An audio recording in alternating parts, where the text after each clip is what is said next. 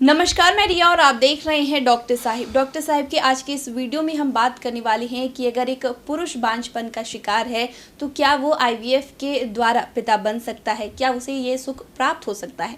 तमाम जानकारी देने के लिए हमारे साथ मौजूद है बिहार के जाने माने IVF specialist doctor Himanshu Roy.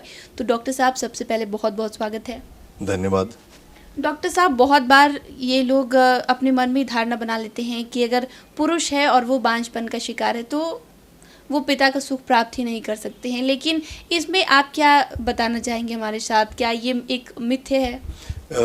हाँ, मैंने मिथ्य एक समय तो ये वास्तविकता थी, लेकिन अब साइंस में इतना डेवलपमेंट्स आ गया है। लास्ट 40-50 साल में बहुत सारे ऐसे ट्रीटमेंट्स आए हैं जिसमें कि पहले अगर पुरुष बांझपन के चलते प्रेगनेंसी होना जिसमें बिल्कुल असंभव था, अब हार्डली कोई ऐसा मेल बचा है जिसे बांझपन के चलते बच्चा नहीं हो।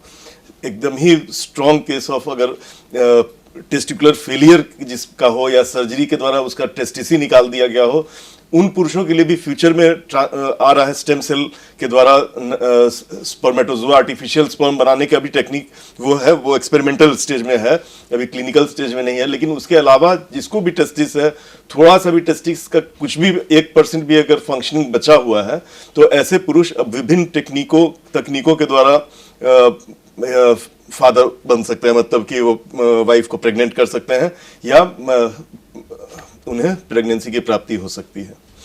आईवीएफ के लिए जब वो आ रहे हैं तो उन पर क्या चीज़ लागू होता है, या फिर उनके जो सीमेन है उस पर उनका सेहत कैसा होना चाहिए? देखिए, अभी सीमेन की जो कैसा रहना चाहिए इसकी परिभाषा WHO के द्वारा हर 10 साल पे उनका रिकमेंडेशंस आता है।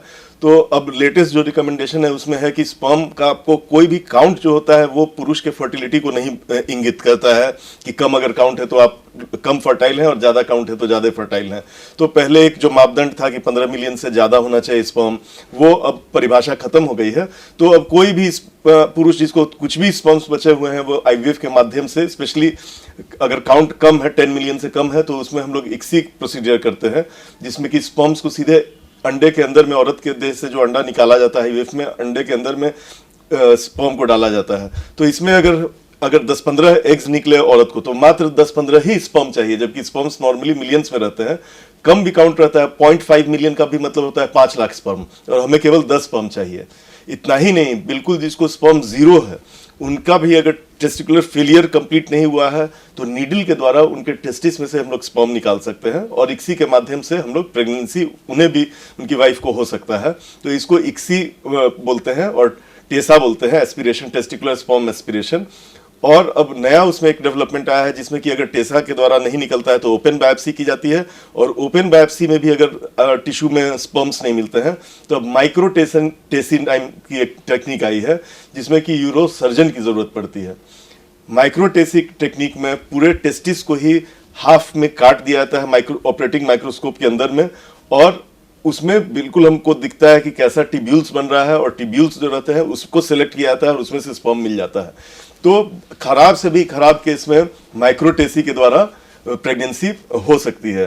तो ऐसा अब बिल्कुल जो टेस्टिकुलर फेलियर रहता है उनको डोनर स्पर्म का जरूरत पड़ता है, या अगर ट्रीटमेंट बिल्कुल अफोर्ड नहीं कर सकता है कोई, उन कपल्स के लिए भी डोनर इंसेमिनेशन की व्यवस्था की जाती है।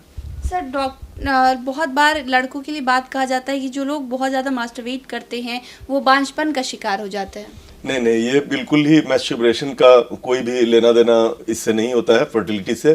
तो ऐसा कुछ नहीं है, लोग को लगता है कि पूरा वो सब निकल गया और अब कुछ देह में बचा नहीं है, और इस भ्रांति में वो बहुत बार झोला छाप डॉक्टर के यहाँ घूमने लगते हैं और गलत दवाइयाँ उन्हें चलने लगती हैं और साइकोलॉजिकली डिप्रेशन में चले जाते हैं। तो ये बिल्कुल ऐसा ये सत्य नहीं है, उससे कोई लेना देना नहीं है। तो अगर मेल का जो सेहत है वो इस पर कितना ये रखता है, क्या मायने रखता है इस पर? उसको करने से मेल के सेहत में 1% का भी कोई फर्क नहीं आता है। केवल ये वही मिथ जिसको बोलते हैं कि लोगों को लगता है कि 7 बूंद खून से 1 बूंद स्पर्म बनता है, तो ये सब फालतू बात है। जी, तो शुक्रिया डॉक्टर साहब जो आपने जानकारी दी है कि अगर पुरुषों में बांझपन की समस्या है तो वो क्या पिता बन सकते हैं, उसके लिए बहुत बहुत शुक्रिया। धन्यवाद। तो आप डॉक्टर हिमांशु रॉय को सुने थे, जिन्होंने पूरी जानकारी हमारे साथ साझा की है कि अगर एक पुरुष बांझपन का शिकार है तो वो भी पिता बन सकता है। इस विषय में आप क्या सोचते हैं, कमेंट कर जरूर बताएं। चैनल को सब्सक्राइब कर ले, फेसबुक पेज को लाइक कर ले। वीडियो देखने के लिए आपका शुक्रिया।